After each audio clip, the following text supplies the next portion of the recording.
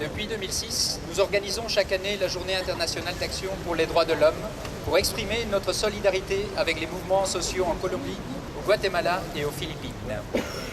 Nous ne devons pas nous taire, nous devons protester, manifester afin que nos collègues de ces pays du Sud disent haut et fort qu'il faut plus de justice sociale.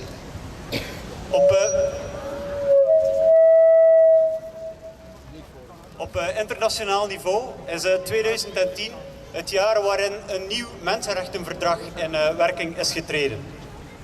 Gedwongen verdwijningen worden daarmee beschouwd als een misdaad tegen de menselijkheid en moeten als dusdanig ook worden aangepakt. Naar aanleiding van onze actie vorig jaar vroegen wij ook de Belgische regering om dat verdrag te ratificeren. Au niveau international, en 2010, un nouveau traité sur les droits est entré en vigueur. Les disparitions forcées sont donc considérées comme un crime contre l'humanité. Suite à notre action, l'année dernière, nous avions demandé au gouvernement belge de ratifier ce traité. Op nationaal niveau is 2010 het jaar van verkiezingen geweest. En die verkiezingen hebben in Colombia en in de Filipijnen nieuwe regeringen gebracht. Vernieuwde hoop ook voor de mensenrechten. Zowel president Santos als president Aquino,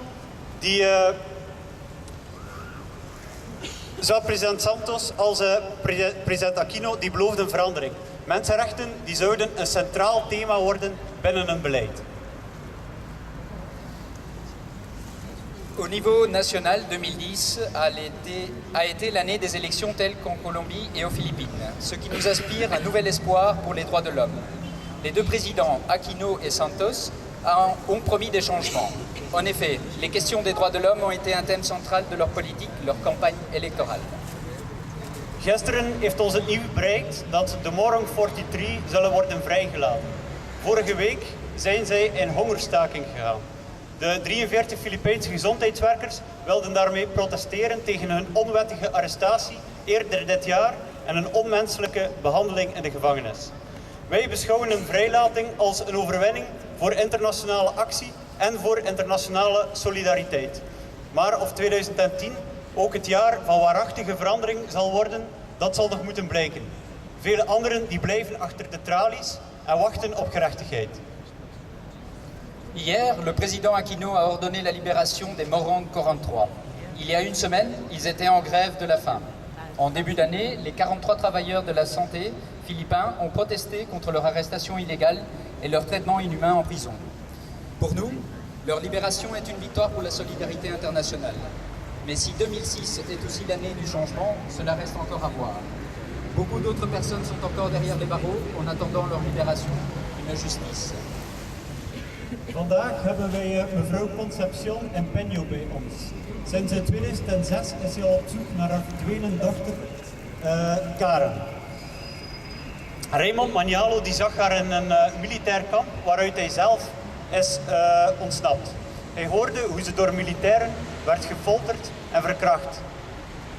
De woorden van de president hebben de zoektocht van deze moeder niet beëindigd. De verdwijningen die gaan door en de families die leven in onzekerheid. Aujourd'hui, nous avons Madame Concepción Empeño avec nous. Depuis 2006, elle est à la recherche de sa fille disparue, Karen. Raymond Manalo a vu Karen dans le camp militaire d'où il s'est évadé. Il a pu entendre la façon dont elle a été torturée et violée par des soldats. Malgré l'intervention du président, la recherche de la mère n'a pas abouti. Les familles vivent dans l'incertitude. Vandaag hebben we ook Edgar Paez bij ons. Hij is de voorzitter van de Colombiaanse vakbond Sinaltrenal. Het afgelopen jaar werden in Colombia meer dan 50 vakbondsmensen vermoord. Meer dan waar ook ter wereld. En ook hier is de betrokkenheid van militairen en van paramilitairen bewezen. De woorden van de president zullen deze man geen bescherming bieden. De moorden die gaan door en de daders blijven onbestraft. Nous avons avec nous aujourd'hui Edgar Paez, président du syndicat colombien Sinaltrainal. L'année dernière en Colombie, plus de 50 syndicalistes ont été tués, plus que partout ailleurs dans le monde. Encore une fois, la participation des militaires et paramilitaires ont joué un rôle négatif dans cette affaire. L'intervention du président de la Colombie n'a pas permis de protéger cet homme. Les massacres se poursuivent, les auteurs restent impunis. Vrienden, dit alles hoeft ons ook niet te verwonderen. Al jaren heerst in deze landen een klimaat van straffeloosheid. Op een vrijwel systematische manier worden slachtoffers van het geweld verdacht gemaakt en misdaden tegen hen goedgepraat. Zijn zij dan terroristen, activisten, syndicalisten, advocaten en journalisten, begaan zij een misdaad door op te komen voor hun rechten en die van anderen. Mais ce n'est pas surprenant. Pendant des années, dans ces pays, il existe un climat d'impunité. De manière systématique, les victimes de violences et de crimes sont discrédités et suspectés comme des criminels. Sont-ils des terroristes? Les militants, les syndicalistes, les avocats et les journalistes?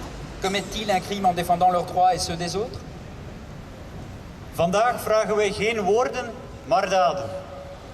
Wanneer de overheden echt het beste voor hebben met de principes van de democratische rechtsstaat, dan moeten zij de sociale bewegingen en hun doelstellingen legitiem verklaren.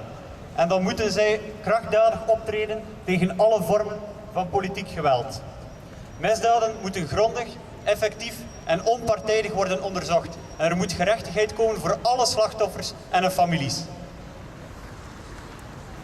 Nous sommes exaspérés de n'entendre que des discours, mais aujourd'hui, nous exigeons des actes.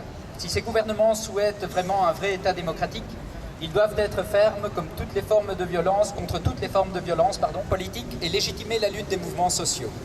Les enquêtes sur les crimes doivent être approfondies, impartiales et réelles et effectives. Il doit y avoir une justice pour toutes les victimes et leurs familles.